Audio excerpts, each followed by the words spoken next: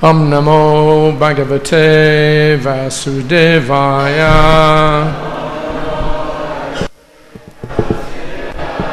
Om Namo Bhagavate Vasudevaya.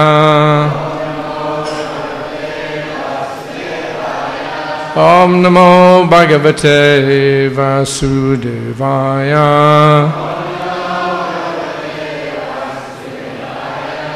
Vanchakalpatarubhyascha Kripasindubhyeva-cha Patitanam Pavanebhyo Vaishnavebhyo Namo Namaha. Okay.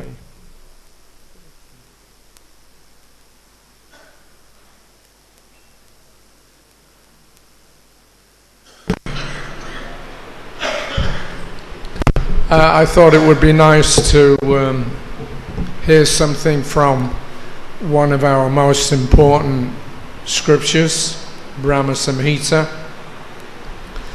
It's mentioned there by Bhaktisiddhanta Saraswati that this is one book that all devotees must read as a regular daily practice. It's very important because it contains all the philosophy of Krishna consciousness in those few verses. So I thought I'll try and go over a couple of them, and we'll see how the time goes on. Brahma begins with an invocation, which we all know. Ishvara Parama Krishna Satchidananda Vigraha Anadirade Govinda Savakarana Karanam. Krishna, who is known as Govinda, is the Supreme Godhead. He has an eternal, blissful, spiritual body. He is the origin of all. He has no other origin, and he is the prime cause of all causes.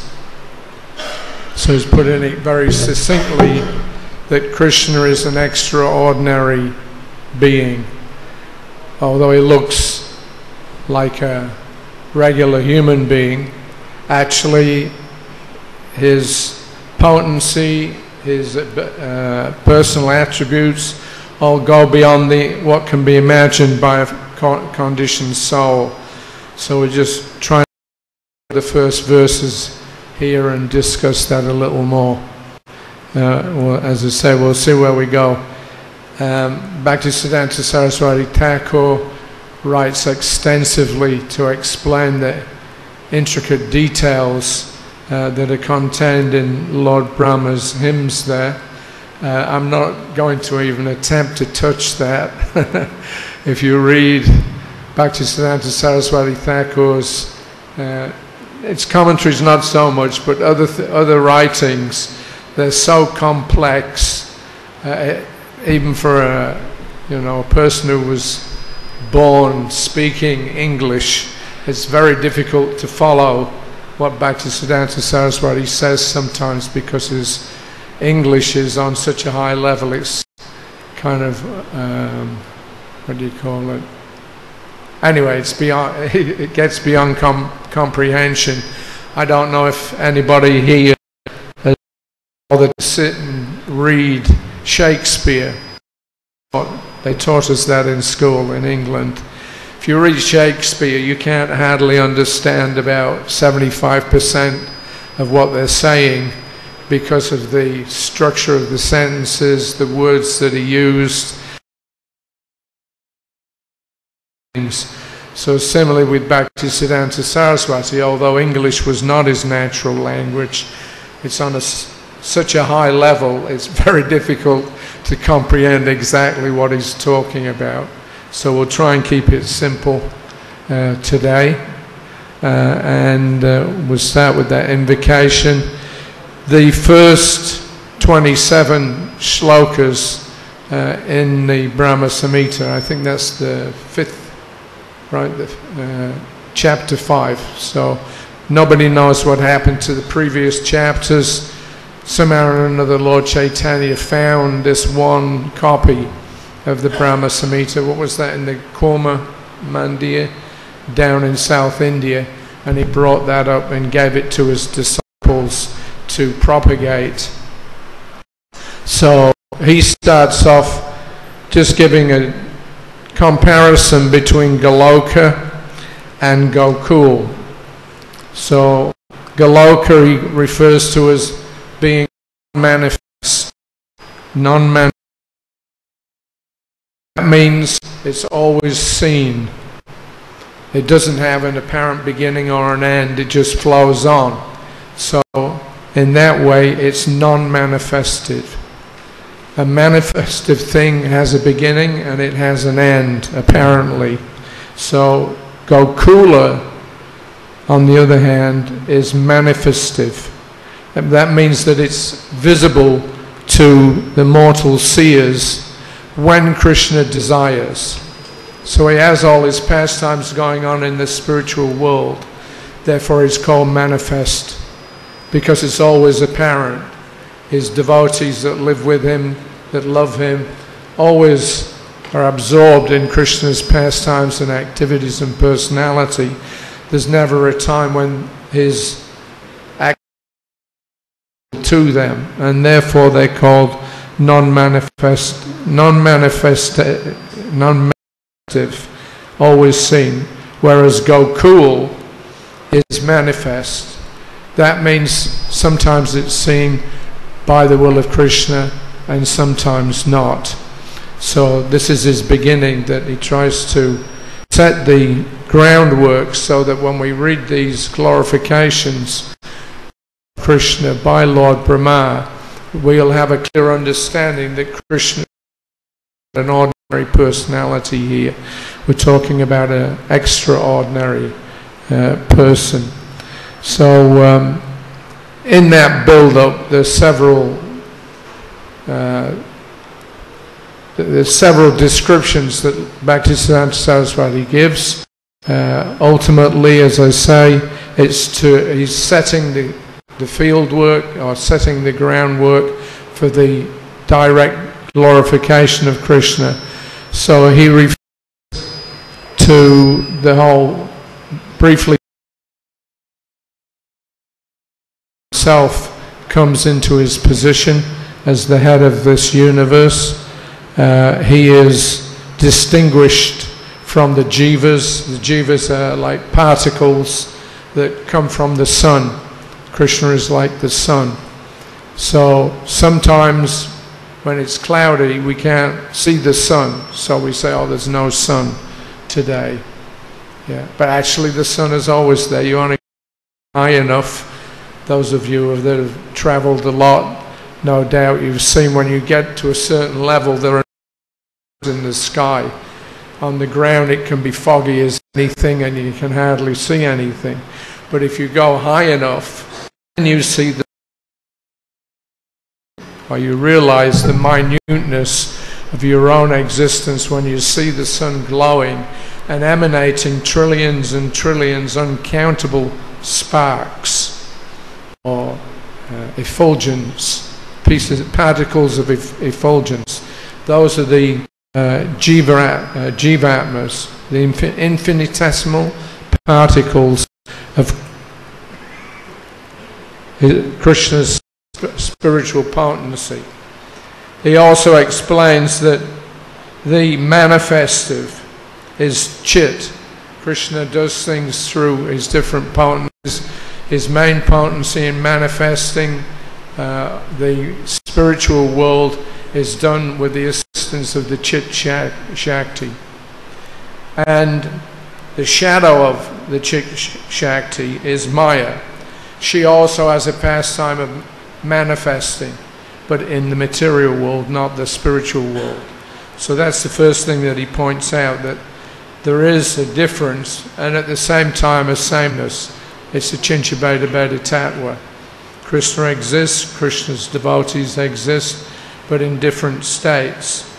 So Maya, he says, is enveloped in the gloom of ignorance. This is the material world.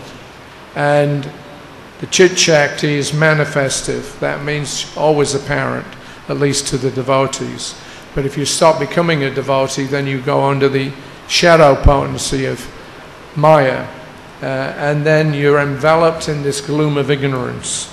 So Lord Brahma, when he makes his appearance in the material world, he has no initial idea where he is, what he's there for, what's around him.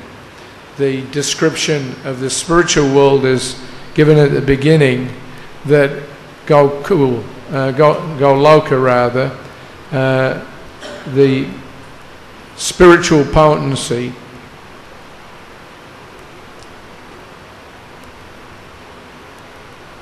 is activated, and from this spiritual potency there's this speaking of the Kama Gayatri.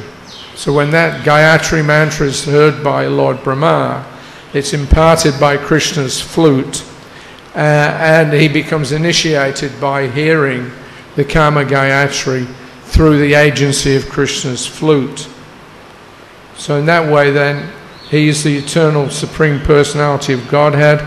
He has an eternal spiritual, blissful body, and he is the origin of all. So after giving this background information about the spiritual and material potencies, a bit about Krishna himself as the Supreme Personality, then he begins to glorify in what's known as the Brahma Samhita. There are so many verses which glorify all the aspects of Krishna's activities. So beginning on chapter 528, it says there that being enlightened by the recollection of that Gayatri, embodying the three Vedas, Brahma became acquainted with the expanse of the ocean of truth. Then he worshipped Sri Krishna, the essence of all Vedas, with this hymn. So in the material world, the Vedas are considered to be the supreme literature. When this material universe is manifest, the Vedas are manifest with it, because you need a guidebook. We were in London in 1976. There was one young man came from the London Broadcasting Company, very nice young man. He had a very good interview with Srila Prabhupada, and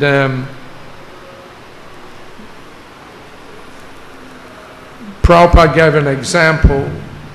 He was questioned by this young man that you're referring a lot to Sanskrit, so why do you do that? And Prabhupada told him that just as when you build something, a motor car or some kind of machinery or whatever, then there's an instruction book that goes with it. Yeah, when you buy some mechanism. So there's an instruction book. And if you follow the instruction book, then you'll be successful in using that particular commodity.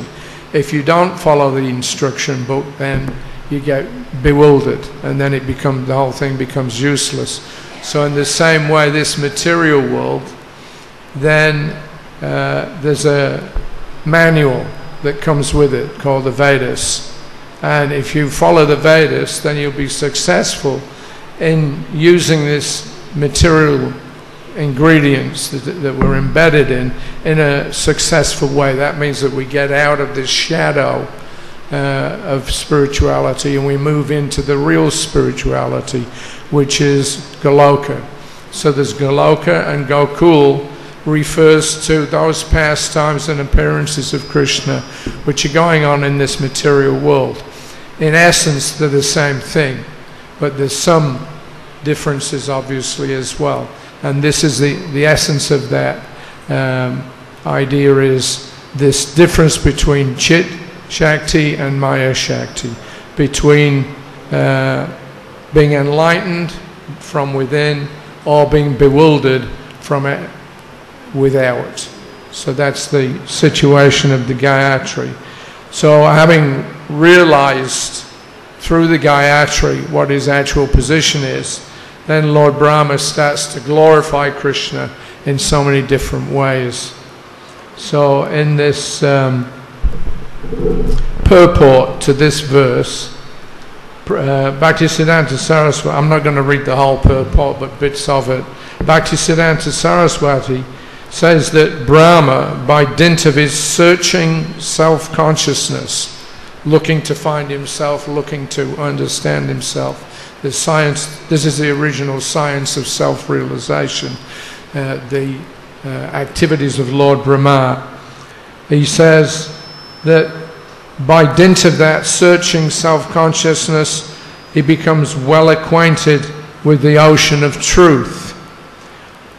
All the truths of the Vedas were revealed to him, and with the help of those essences of the Vedas, he offered this hymn to the Supreme Lord Sri Krishna. Sriman Mahaprabhu has taught this hymn to his favorite disciples, inasmuch as it fully contains all the transcendental truth regarding the Vaishnava philosophy. So Lord Chaitanya wanted the followers to study this Brahma Samhita very carefully, because it has all the transcendental truths. And by mentioning the Vedas are confined to this material universe. It's a shadow of the Chit Shakti.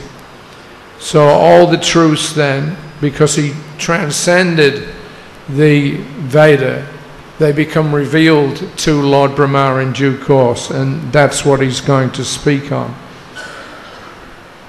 Readers are requested to study and try to enter into the spirit of this hymn with great care and attention as a regular daily function.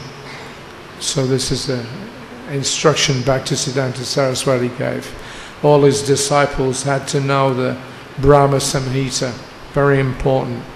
So text 29 is where this hymn begins. I'll just chant the mantra and then I'll give the translation. Chintamani prakara sadma shukalpa vriksha laksha briteshu surabir abhipalayantam lakshmi sahasra satasam brahma sevyamanam Govindamadi Purusham Tamaham Bhajami. I worship Govinda, the primeval Lord, the first progenitor, who is tending the cows, yielding all desire, in abodes built with spiritual gems, surrounded by millions of purpose trees, always served with great reverence and affection by hundreds and thousands of Lakshmis or gopis. So that's a good starting point. Krishna's situation in this spiritual world. It's built by non-material substance called Chintamani. In the material world we have various kinds of manifestations of substance, solids, liquids, gases, heat, etc. But in the spiritual world, everything is a manifestation of the Chintamani, this substance Chintamani. So Bhaktisiddhanta Saraswati describes in his purport, he says the words Chintamani means transcendental gem. Just as Maya builds this mundane universe with the 5 material elements, so the spiritual or Chit potency has built the spiritual world of transcendental gems. The Chintamani, which serves as material in the building of the abode of the Supreme Lord of Goloka, is a far rarer and more agreeable entity than the philosopher's stone. Does everybody know what the philosopher's stone is? Anybody? Philosopher's stone, it means it can transform any base metal into gold. Yeah.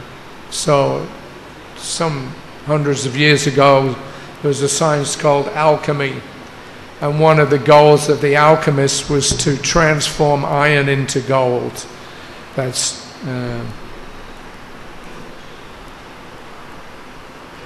Chintamani. So that serves as material in the building of the abode of the Supreme Lord of Goloka. It is far rarer and more agreeable than the philosopher's stone. The purpose trees yield only the fruits of piety, wealth, fulfillment of desire, and liberation. 4 things. But the purpose trees in the abode of Krishna bestow innumerable fruits in the shape of checkered divine love. So if you are a pious person, you live nicely in the material world, you follow the Vedic literatures, how to live your life in a proper way, that's still, it may, although it may give you these things, wealth, fulfillment of desire, liberation, but it can't give you anything more than that. Now in the spiritual world, the Chintamani Dham, it offers everything as a manifestation of pure love. So in that way then, Maya deals with temporary rewards, fruits of your labor, but in the spiritual world you don't have to worry about that because everything's already manifest. You don't have to go, as he says, to the purpose tree and inquire, how can I have this or can I have that? It's already manifest in the spiritual world. And he says, Kamadhenus, or cows yielding the fulfillment of desire, give milk when they are milked. But the Kamadhenus of Goloka pour forth oceans of milk in the shape of the fountain of love, showering transcendental bliss that does away with the hunger and thirst of all pure devotees. So that's the specific quality of Chintamani. It's completely satisfying in every respect. All the devotees are showered with transcendental bliss, and that just goes on and on and on. There's no beginning and end to it. There's no limitation to it. Whereas what we may earn as pious credits in the material world through the Vedic literature, that cannot touch in any respect the quality of Chintamani Dham.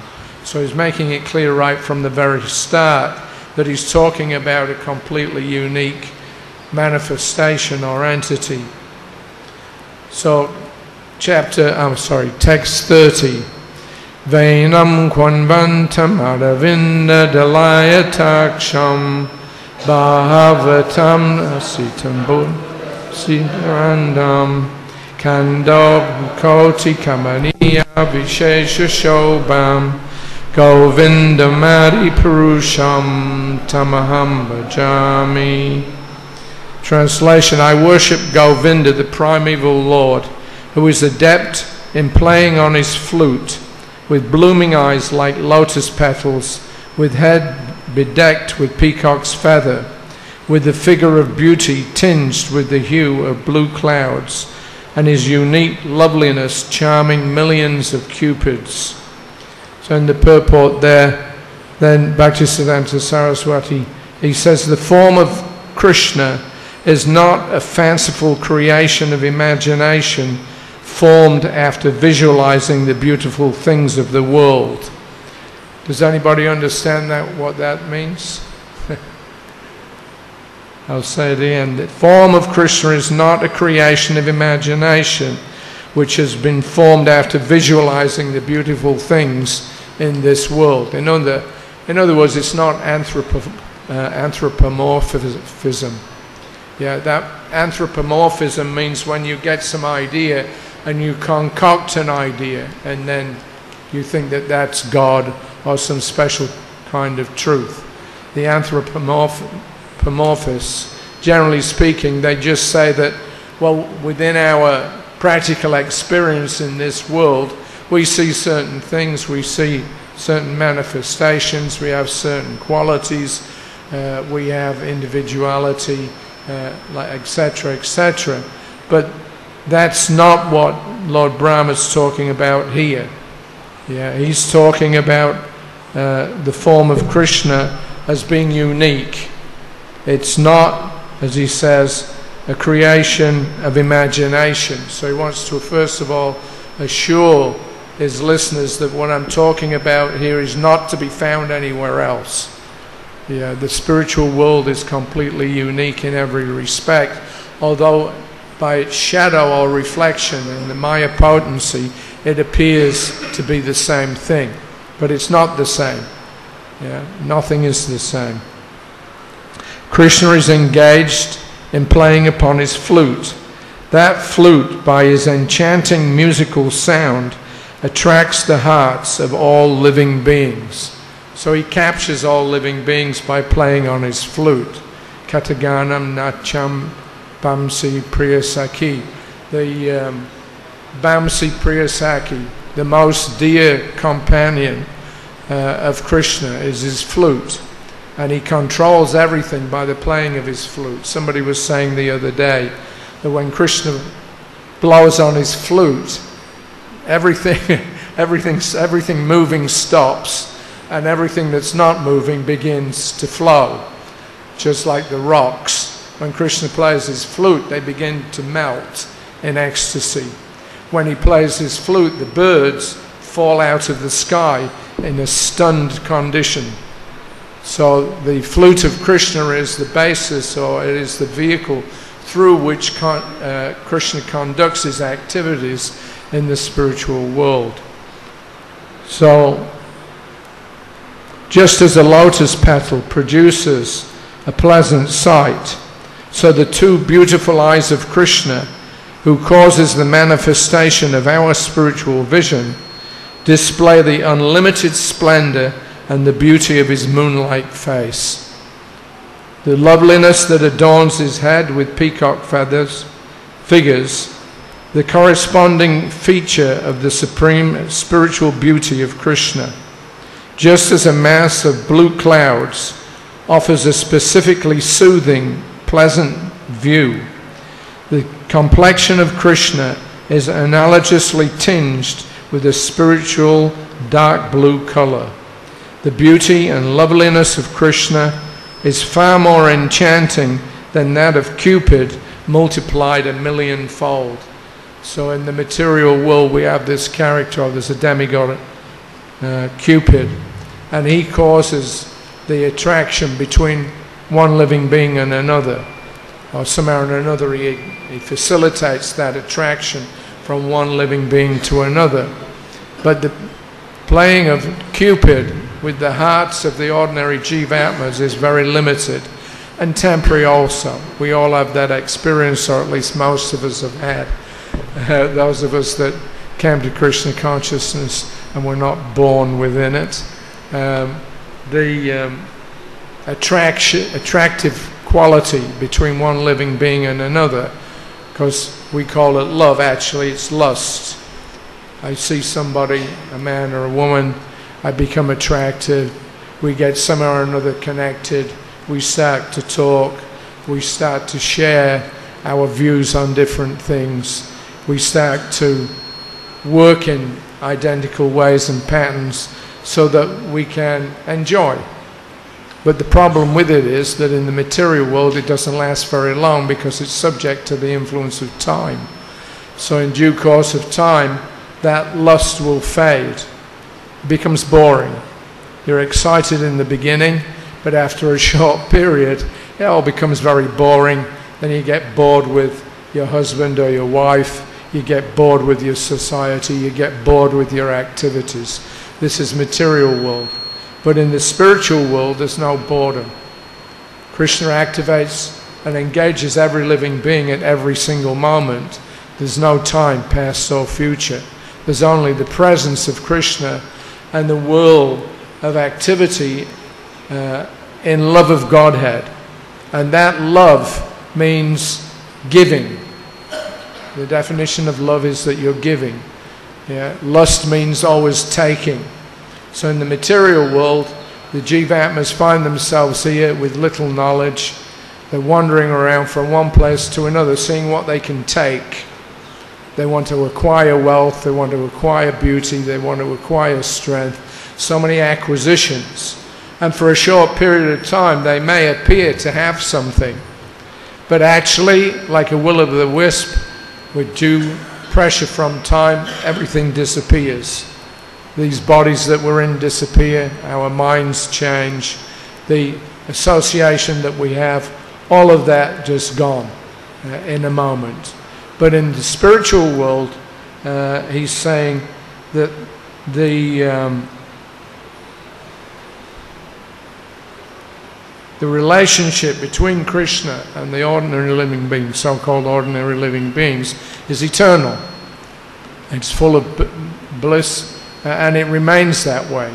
There's no diminishing of the transcendental qualities. So the beauty and the loveliness of Krishna is far more enchanting than that of Cupid multiplied 1,000,000-fold. So there may be the effect of Cupid in the material world, but there's no need for a Cupid in the spiritual world, because Krishna himself is Cupid. In other words, he's the cause and the object of attraction. And once you become attracted to Krishna, that's it, you're finished. Once you fall into Krishna's pastimes, then, as Brahma's experiencing, you get this clarity of mind where you see everything as it truly is. And being in ecstasy and having had that revelation through the Kama Gayatri, he's now, the next impulse is to glorify that object of his attention.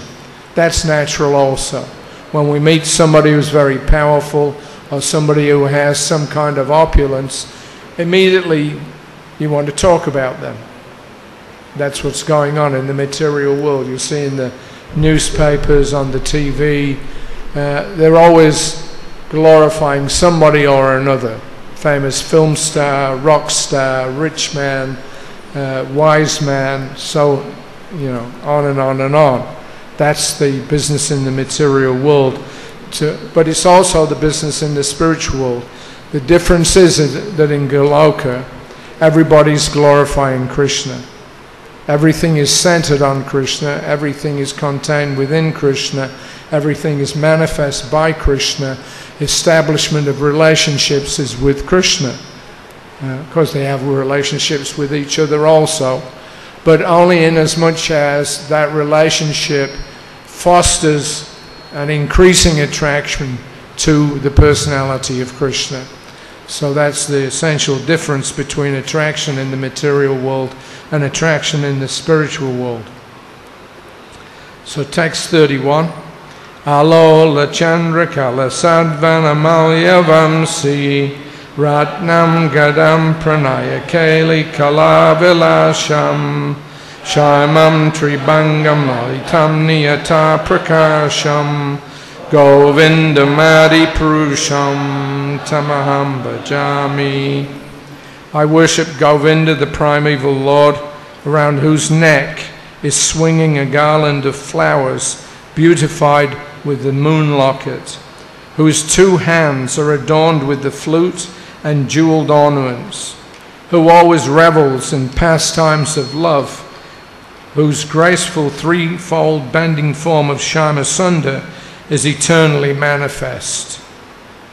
So he always revels in the pastimes of love. That's his business. There's no lust, no envy, no greed, all of these negative qualities. In the spiritual world, everything is freely available, and none more so than Krishna himself.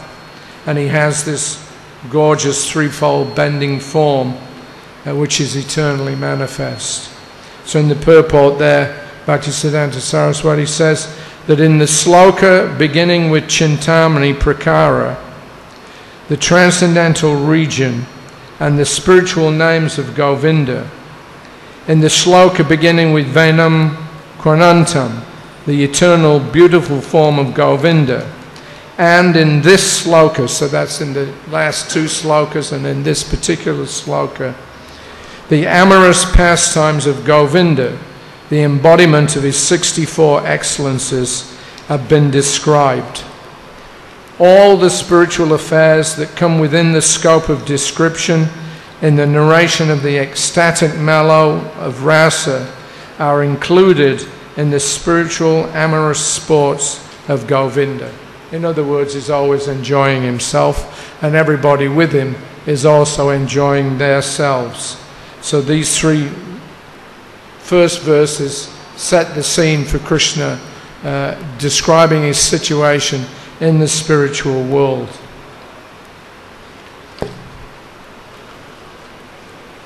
Then text 32. Angani yasya sakalendriya vritti manti pasyanti panti kalayanti chiranjaganti ananda chinmaya sarujvala vigrahasya govindamadi purusham tamaham bhajami. I worship Govinda, the primeval Lord, whose transcendental form is full of bliss, truth, substantiality, and is thus full of the most dazzling splendor. Each of the limbs of that transcendental figure possesses in himself the full-fledged functions of all the organs, and eternally sees, maintains, and manifests the infinite universes, both spiritual and mundane. So his form, any part of Krishna's form can do the function of any other part of Krishna's form. In other words, he's a singular living being. He has within him everything. Even it says here that he manifests the infinite universes. Scientists are trying to figure out about the workings of the universe. Nowadays there's this concept of multiverse. They're moving away from, the Big Bang theory. There was some explosion of some materials that somehow or another mysteriously appeared from nothing, literally from nothing. This is their idea. Now they're trying to say that actually there may be many millions and billions of universes. There might be one of me in this universe, and there may be another one of me in another universe and another universe. Actually, they're not quite far off. Because here it says very clearly that Krishna manifests and maintains the infinite universes. So the vision of the original person in the universe is that I'm not the only one that's got a universe to look after. Because that story's there when Lord Brahma goes to see Krishna, and then he arrives at the gate of Vaikuntha, and he's met by Krishna's servants, and they ask him, he asks, can I have a darshan with Krishna? And then they say, who shall we say has come? Tell him it's Lord Brahma. Then they look at him and say, well, which Brahma are you? You've got 4 heads, but there's one with 10 heads, there's ones with 100 heads, there's Brahmas with millions of heads, so which one are you? So he was a bit stunned. He thought he was the only one in the universe. But then when he went to see Krishna, Krishna actually gave him that vision of millions of different Brahmas, all doing the functions of running their various universes. So in that way then, we get a proper understanding of Krishna's substantiality and the potency of this form of Krishna.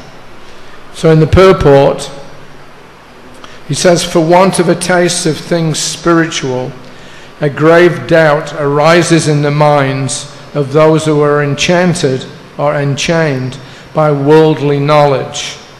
On hearing a narration of the pastimes of Krishna, they think that the truth, or tattva, regarding Krishna is a mental concoction of certain learned scholars created by their imaginative brains out of material drawn from the mundane principles. So you start to tell them about Krishna and his activities, and they just think, oh, this is some fairy tale, some imagination. This is already going on, although the Puranas are here to give us so much information about the Supreme Lord. I told a story before about one of our devotees that went to a meeting about cosmology, Vedic cosmology in South India.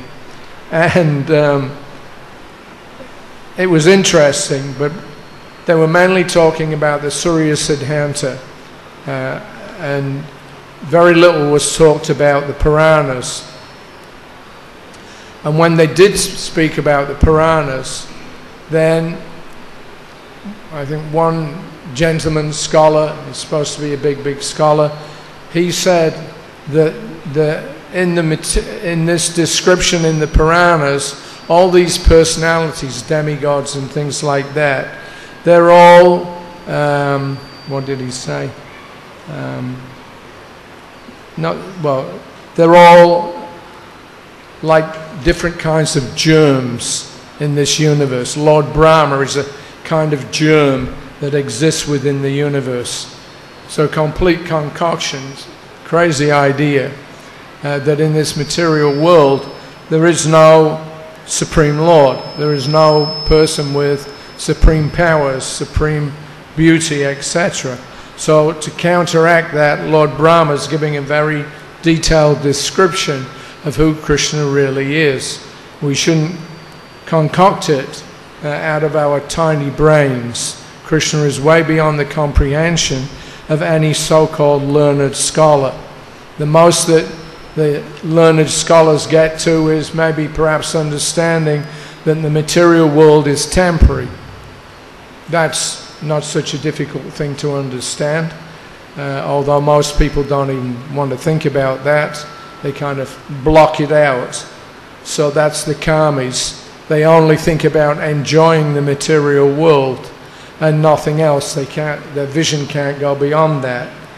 There are other persons who become a little awake, the jnanis. So they try to understand, all right, everything is temporary. So what is it made from? What is the original ingredient? So by Sankhya philosophy, they try to understand what this material world is. But they can't get beyond the Brahmajyoti. Yeah, by their own brains, they can perceive certain things in their own environment, and they can project that onto the description or the idea of a complete unlimited, not unlimited, but limited universe. But they can't go beyond that. There's no information what goes beyond. When you leave this material world, you come to this effulgence, area of effulgence, which is Krishna's effulgence. But they can't see beyond that. So they can't get to Krishna. He's not manifest to them. Yeah. But here, Lord Brahma is trying to make this very clear, that this personality, Krishna, is completely different from any other entity in this material universe. Brahma wants to say that the form of Krishna is all existence, all knowledge, and all bliss, whereas all mundane experiences are full of palpable ignorance. So Krishna is filled with everything, he's Satchidananda, but everything else that we experience in the material world, that's just, as he says, palpable ignorance. It's a nice word. Spiritual affairs constitute the absolute source. Specification and variegatedness are ever present in it. So that's nice also. So what we perceive in the spiritual world is substantive, it's specified. To specify something means to understand it fully and completely. Yeah, when you get be specific. So he's being specific now about the nature of Krishna. And he's saying that the variegatedness that's manifest by Krishna in the spiritual world, Goloka, is ever present. It's not ruled by time. It doesn't come and go. It's always there. So it is only by a person possessed of pure spiritual knowledge and freedom from any relationship with Maya that those amorous pastimes of Krishna can at all be appreciated. So when we get freed from the influence of ignorance, then we can actually understand this description as being true. When we're covered in ignorance, then we think it's a fairy tale. That somebody's just made this up. It's a fanciful idea. It's very nice, but it has nothing to do with real life.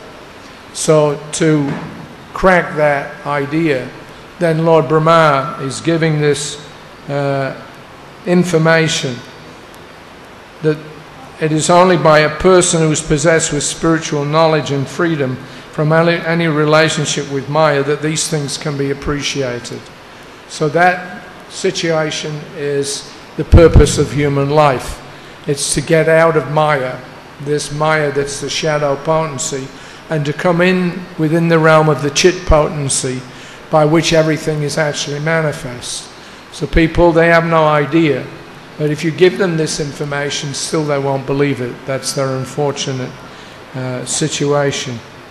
So Maya is the perverted reflection of this spiritual potency. The variegatedness created by Maya, ignorance, is also a perverted reflection of spiritual variegatedness. So Maya herself is a perverted reflection, and therefore whatever she creates is also a perverted reflection, this material world. So, a mere semblance of the spiritual variegatedness is only noticed in this mundane world. Notwithstanding such semblance, the two are wholly different from one another. So you do see a semblance, but you don't see the whole thing. The unwholesomeness of matter is its defect. But in the spiritual world, there is variegatedness which is freed from any fault or contamination. The soul and the body of Krishna are identical, whereas the body and soul of fallen creatures is not so. In the spiritual sphere, there is no such difference as that between the body and soul, between the limbs and their proprietor, between the attributes and the object possessing them of this world. But that difference really exists in the case of conditioned souls. So in the spiritual world, if you like, everything is one. There's no difference between an arm and a leg, a face, feet, etc., etc. But in the material world, such difference really does exist. In other words, the soul is not the body. This is the essential difference. Krishna is his body. We are not our bodies. Limbed though Krishna is, his every limb is the whole entity. He performs all varieties of divine spiritual functions with every one of his limbs. Hence, he is an indivisible whole and a perfect transcendental entity. Both Jiva soul and Krishna are transcendental, so they belong in the same category, but they differ in this, that the transcendental attributes exist in the Jiva soul in infinitesimally small degrees, whereas in Krishna they are found in their fullest perfection. So everything that we perceive, yeah, it has its basis in truth, but it's temporary and it's limited. But with Krishna, everything we see about him is permanent and eternal. Otherwise, there's no difference. So we're simultaneously one with Krishna and different from him. In spiritual essence, we're the same as Krishna. But he is infinitesimally big and we are infinitesimally small. Yeah, we are subordinate to Krishna in terms of magnitude, but not in terms of quality. So we're similar to Krishna, but we're different from him also. So the Jiva soul attains the nearest approach to the absolute identity only when the spiritual force of ecstatic energy appears in him by the grace of Krishna. So it's very esoteric, or it's seemingly, but it can be understood. But it can only be understood by the grace of Krishna and not otherwise. In other words, it has to be understood by revelation. Yeah, Bhaktisiddhanta Saraswati has already said that you cannot understand by mundane scholarship, yeah, or any other bodily or mentally created situation. Because as living beings, we are not these bodies. We are not part of this material world. We are in fact spiritual, as Krishna is. So we're the same. But at the same time, we're not. Yeah, Krishna is fully manifesting everything at every moment. We are only parts and parcels. We're not the spiritual whole. So in that way then he's breaking down the comparative between an ordinary soul and Krishna, so that we can understand that we're not stuck in this material world. We don't have to live in this gloom of Maya. When we get the proper information from the proper source, where is it? Only if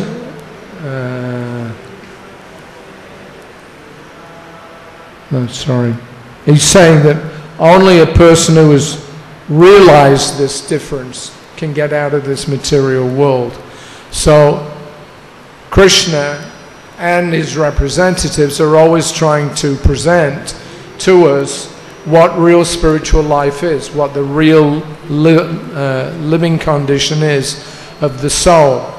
And therefore he manifests certain pastimes within Gokul, which is where we are, which are fully spiritual, but they're a little bit different in the sense that in the material world we get revelation, we get some understanding, and in that way we can separate the sense of real self from that of the false self. That's why Krishna appears, just to give us a chance to see what real spirituality actually is, what it means to be spiritual. So there's some semblance of what goes on in the spiritual world. It also goes on in the material world. But in the spiritual world, Krishna is not born. In Goloka Vrindavan, Krishna is not born. In Gokul, this is where he has his pastime of apparently being born. And apparently leaving again. The ordinary conditioned souls, they're doing that. When they see Krishna, then they get a chance to compare their own situation with his, and then come to a proper understanding of what they should be doing. What they should be doing, of course, is establishing that relationship with Krishna in love. And then this insubstantive or partially manifest material world, it just disappears. There's a few letters you can read of Srila Prabhupada where he says that actually everything is spiritual. There is no material. When you become self-realized, you understand that everything is spiritual, even this material world, so-called. It's material when it acts to cover our consciousness. The same energy is spiritual when that clears away and we get a true view of ourselves. So just to bring us to that condition of awareness, full awareness, therefore Krishna very kindly enacts certain pastimes like his birth or his disappearance, just to show us the real nature of himself and the spiritual world. So we celebrate these occasions, not necessarily because Krishna has just been born, but understanding the true eternal nature of Krishna. So we need to fix our minds. Manmana bhavamad bhakto majjajimam namaskaru. If you ask most devotees what is the most important sloka of the Bhagavad Gita, what will they reply? 1866. Anybody? No.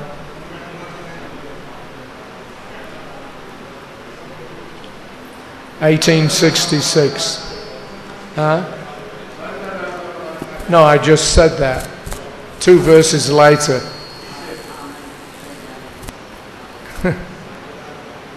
Savadamam parijagya mamikam sharanam braja.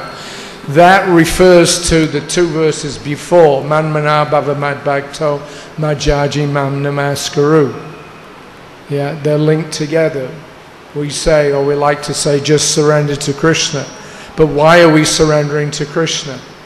So that we can always think of him, we can love him, we can worship him, we can bow down before him. That's the whole point. Yeah, so that actually is the more, that verse appears twice in the Bhagavad Gita. Manmana bhavamad bhakto majaji mam namaskaru. So we have to understand then who Krishna is. When we do understand who Krishna is, then we always think about it. That's the business of the spiritual world. Nobody forgets about Krishna even for a moment, or even less than a moment. But in the material world, we're always in a state of forgetfulness of Krishna, of God. And therefore we need to engage in these kinds of celebrations. When did Krishna appear in the world? What did Krishna do? Who were his friends? When does he leave this world? These questions are supposed to be stirred up within the mind when we come and celebrate an activity like Krishna's Janmashtami celebration, Maha Mahotsav. It's supposed to ignite within us this spiritual understanding. I think we've gone over time. I had another one to talk about, but is there any quick question before we finish? Back to Siddhanta Prabhu.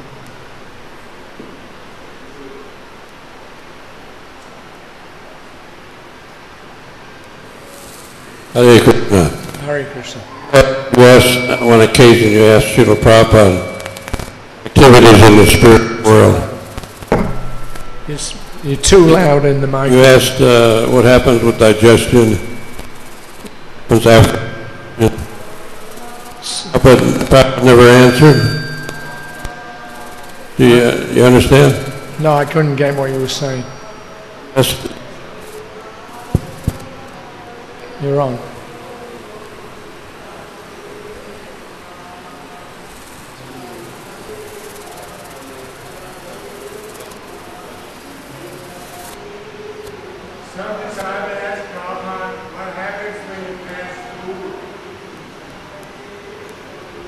What happens when you pass stool?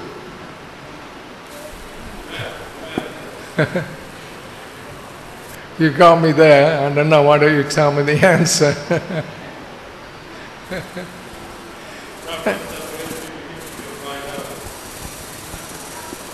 I didn't hear that.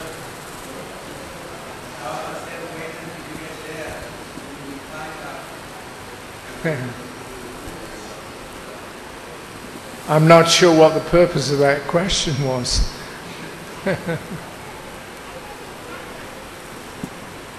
You completely lost me there.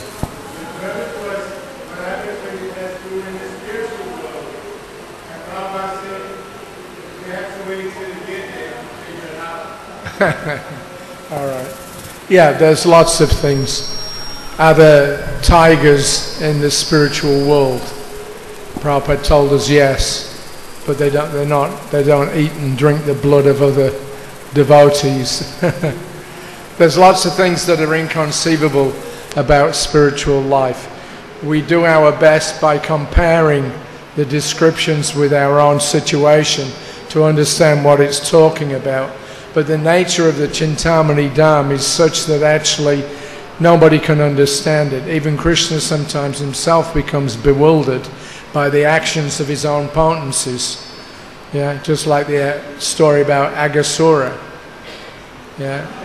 For a moment when he saw his coward boyfriends going into what appeared to be this gigantic cave, yeah, Krishna was looking at this form and thinking, wow, this is wonderful. He was himself slightly bewildered, just temporarily or momentarily, in seeing this wonderful form. So spiritual existence is inconceivable. To know what it fully is, you have to be in it, to understand it. So that's our goal as devotees, that we want to get off the position of, mentally accepting something to actually experiencing it. It's the difference between Gyan and Vigyan. Vigyan is that which is experienced. So to get that experience, Krishna has to give his favor, as it mentions there. It's revealed by Krishna and Krishna alone. Otherwise, it's unmanifested.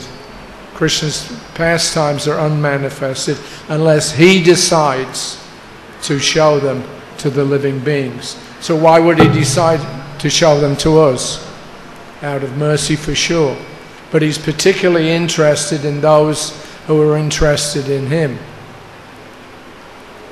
So he has his reciprocation with his devotees. He's also got billions of other living beings that are not practicing devotees.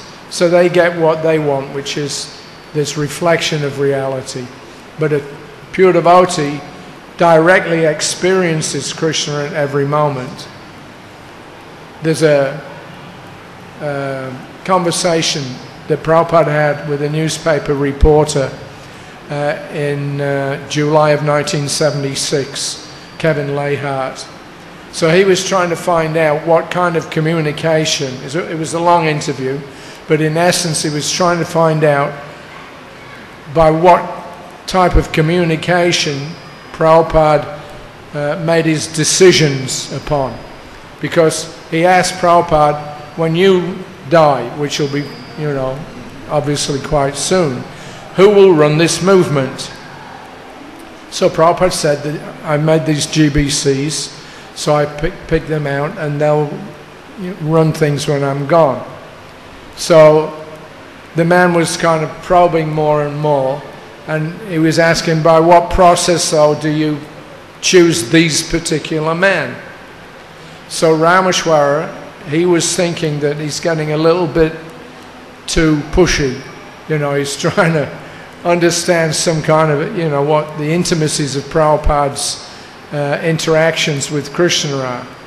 So he said, well, in the Bhagavad Gita, Krishna says, that I am the intelligence in man.